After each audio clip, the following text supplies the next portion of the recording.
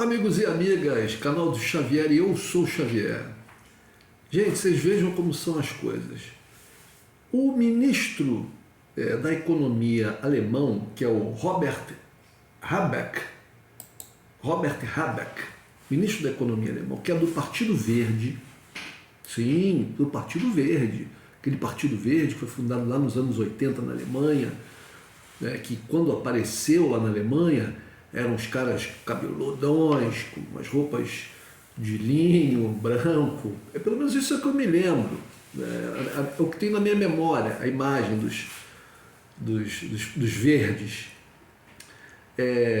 Hoje em dia são muito diferentes. É claro que no Partido Verde Alemão existem pelo menos duas correntes. Uma corrente mais dita, entre aspas, pelo sistema radical, né, que tem uma postura socialista, uma postura de defesa dos animais, uma postura bem com o pé, ou melhor dizendo, com os dois pés, na coisa de uma vida alternativa mesmo. E existe uma outra vertente que é mais pela coisa da negociação, da aproximação de grupos políticos outros, pela coisa da política real. Bom, esse segundo grupo parece que é o grupo que está no comando desse Partido Verde, né? Tendo ficado os radicais de fora, né? Esse grupo que está no poder na Alemanha, que tem, inclusive, como eu falei, esse ministro da Economia.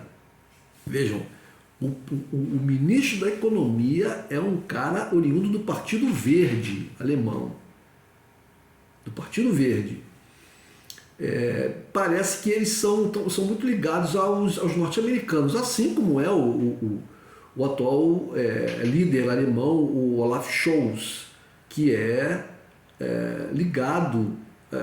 muito ligado aos norte-americanos, diferentemente da Angela Merkel, né, que não tinha essa ligação tão forte com a coisa norte-americana. Pois bem, esse ministro da Economia, esse Robert Habeck, não sei se pronuncia o nome dele corretamente, não falo alemão, Robert é Robert, em alemão deve ser Robert, não sei, não falo alemão. Mas esse cidadão falou há algum tempo atrás, numa entrevista de algum tempo atrás, de março mais ou menos, que, olha, ministro alemão, estou aqui na CNN, ministro alemão vê o país mais pobre quando a guerra acabar. E ele diz que isso é um preço baixo a pagar. Interessante, né?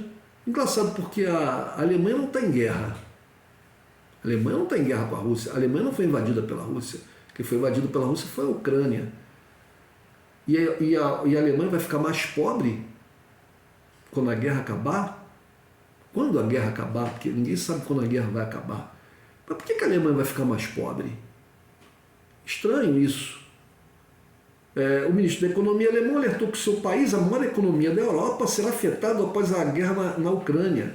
Seremos mais pobres, disse Robert Habeck, à emissora pública ZDF, na quarta-feira, dia 30. Isso foi 30 de março. Foi dia 30 de março que ele disse isso. Não é possível que isso acabe sem custos, disse o ministro, para a sociedade alemã. É impensável, acredito. É impensável. Acredito que estamos prontos para pagar esse preço, que é pequeno o suficiente em comparação com os sofrimentos da Ucrânia. Sim, é verdade, mas por que a Alemanha vai ficar mais pobre? Estranho isso, né? Estranho, muito estranho. Bom, mas o que acontece é o seguinte, o que eu queria dizer a respeito desse ministro é que ele agora está defendendo e vai ser implementado, já está sendo implementada, o uso das usinas de carvão, as usinas que queimam carvão para produzir energia elétrica. As poluentíssimas usinas movidas a carvão. Bom, é interessante porque os verdes foram responsáveis, em grande medida, por pressão, etc., não estavam exatamente no poder, mas por pressão, pelo abandono por parte da Alemanha da produção de energia através das usinas nucleares, né? Isso eu me lembro que quando aconteceu, quando eles começaram com essa coisa do abandono da energia nuclear para a produção de energia elétrica, eu me lembro que eu vi uma notícia, muito tempo atrás, uma notícia de que a Alemanha passou a comprar energia elétrica da França. E eu pensei, meu Deus, mas que hipocrisia é essa? Se abandona a energia nuclear por causa dos riscos que ela tem, né? Eles ficaram apavorados depois da explosão de Chernobyl, que foi uma coisa terrível, na Ucrânia, inclusive, né? E afetou a Europa.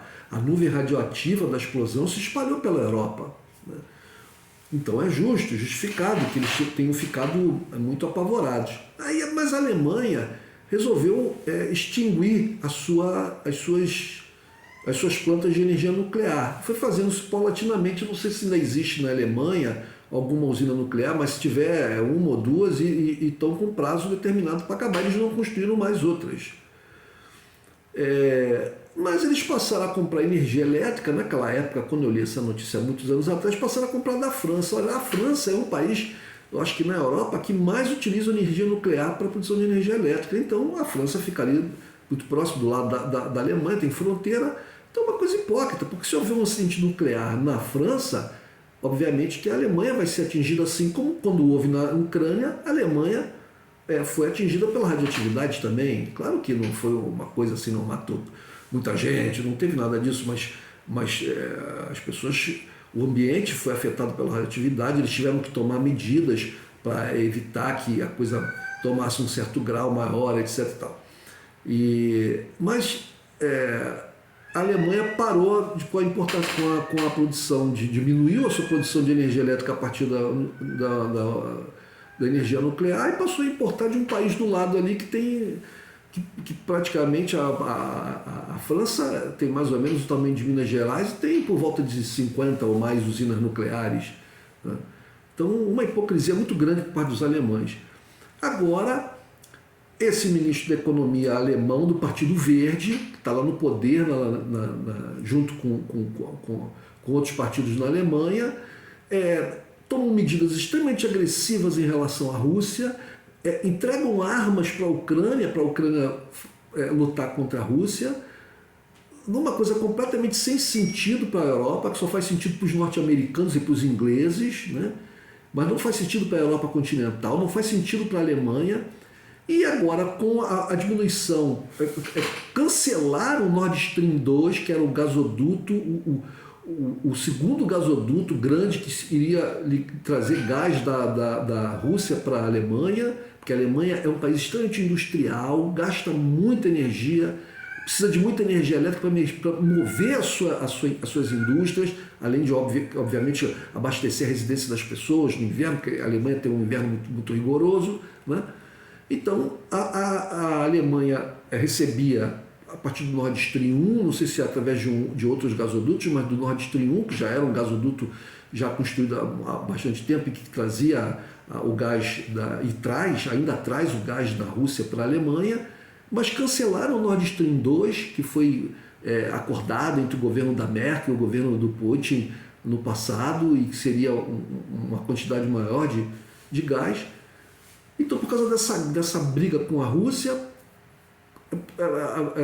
não tiveram mais gás. Agora os russos diminuíram a quantidade de gás do Nord Stream 1, que os alemães dizem que é um absurdo, porque os russos estão usando o gás como instrumento de guerra, mas os alemães mandam armas para a Ucrânia.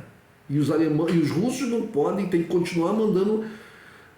Eles estão dizendo a todo momento, os alemães, que vão abandonar a compra de gás russo, então deveriam agradecer, porque os russos diminuíram, agora nessa semana, diminuíram o fluxo de gás, alegando que um problema técnico, uma manutenção lá, diminuíram, parece que em 40%, 50%, sei lá, o fluxo de gás.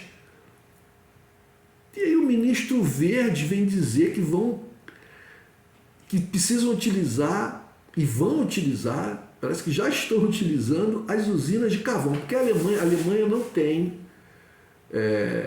rios, não tem petróleo, não tem gás, mas tem carvão.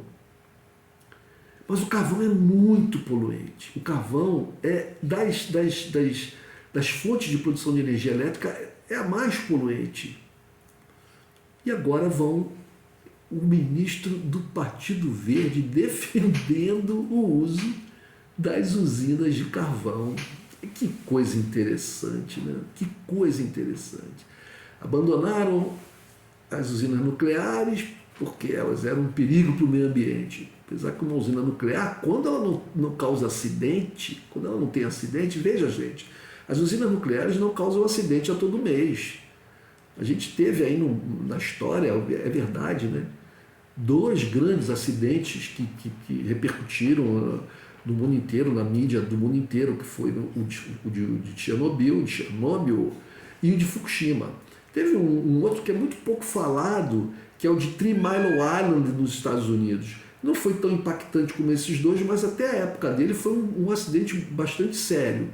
Mas isso num período longo, para a gente imaginar aí que a energia nuclear está sendo utilizada há, sei lá, 50, 60, 70 anos. Né? Então, quando não causa um acidente, quando não tem um acidente, a poluição é praticamente nenhuma. Você tem os rejeitos, você tem aquilo que sobra lá da produção, que são produtos extremamente radioativos e tal, que uma vez bem guardados e, né, confinados ali num lugar protegido, não tem problema nenhum. Eu não estou aqui defendendo a questão da usina da produção de energia pelas usinas nucleares, querendo dizer que são uma coisa inofensiva. Não é isso que eu estou querendo dizer. O que a gente tem que entender é que produção de energia, de qualquer forma, é algo que tem problemas. Não pensem, isso é uma ideia que é vendida para as pessoas, que vamos fazer um parque eólico que não tem problema nenhum. Tem problema, tem problema. A hidrelétrica não tem problema nenhum, tem muito problema. Nós sabemos disso. Pessoas são atingidas, né? A natureza é atingida quando você faz uma represa. Né? Veja a questão de Belo Monte. A própria usina de Itaipu e outras usinas no mundo hidrelétricas, elas têm problemas. Não existe produção de energia sem um custo, não existe. Agora, a questão é que nós temos um problema no mundo hoje que é uma questão de aquecimento global, segundo diz aí a ciência oficial, né, inclusive as Nações Unidas. E esse aquecimento global é fruto da produção da queima de combustíveis fósseis por parte do ser humano. É essa queima de combustíveis fósseis que causa esse aquecimento global. Ora, nós não temos um problema, a humanidade não tem hoje um problema de poluição por causa das usinas nucleares. Nós temos um problema de poluição por causa das usinas que queimam combustível fóssil. E por causa dos carros, dos aviões, dos navios que queimam combustível fóssil. Esse é o nosso problema. Então você substituir a usina nuclear por gás, por petróleo, e depois, por causa de uma questão política, você substituir o gás e o petróleo por carvão, é uma coisa insana. E isso partindo de uma pessoa que é representante do Partido Verde, mostra claramente como as pessoas podem ser extremamente hipócritas. E como a coisa do ambientalismo só pode ser utilizado para outros fins políticos que não sejam a verdadeira defesa do meio ambiente. Gente, eu queria pedir para que vocês dessem um like no meu canal, dessem um like nesse vídeo, que vocês compartilhassem esse vídeo, que vocês se inscrevessem no canal, porque isso é muito importante para que esse canal sobreviva. Esse canal precisa aumentar o seu número de likes, precisa aumentar o seu número de inscritos, precisa aumentar o seu número de compartilhamentos, para a gente poder fazer lives, né, e para que esse trabalho aqui seja viável. Eu repito isso, fazer um videozinho de 15, 20 minutos dá trabalho. O tempo que a gente tem que perder para poder se informar, para poder fazer um vídeo de 15 minutos, de 20 minutos, são horas. E para a gente poder disponibilizar essas horas de estudo, de pesquisa, etc., a gente tem que abrir mão de fazer outras coisas. Então, se não houver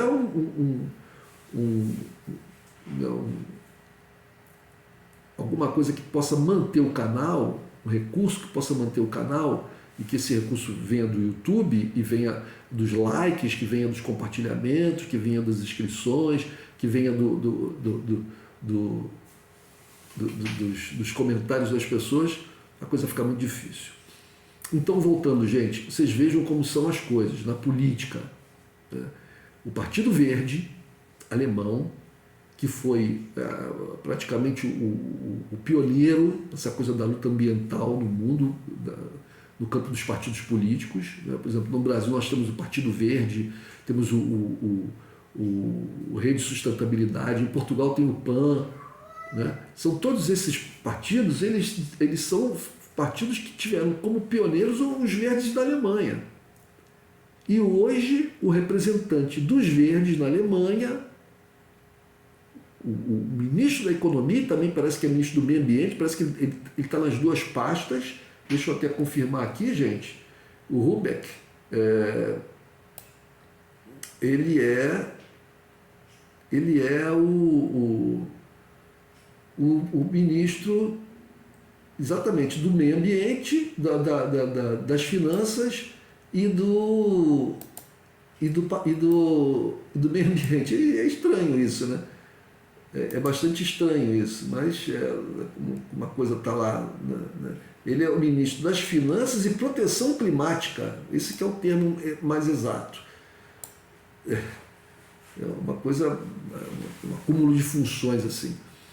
Pois é, então ele defende e vai implementar, está implementando a forma mais poluente de produção de energia elétrica que existe, que é a utilização de carvão. O mundo dá voltas. É isso aí, gente. Um abraço.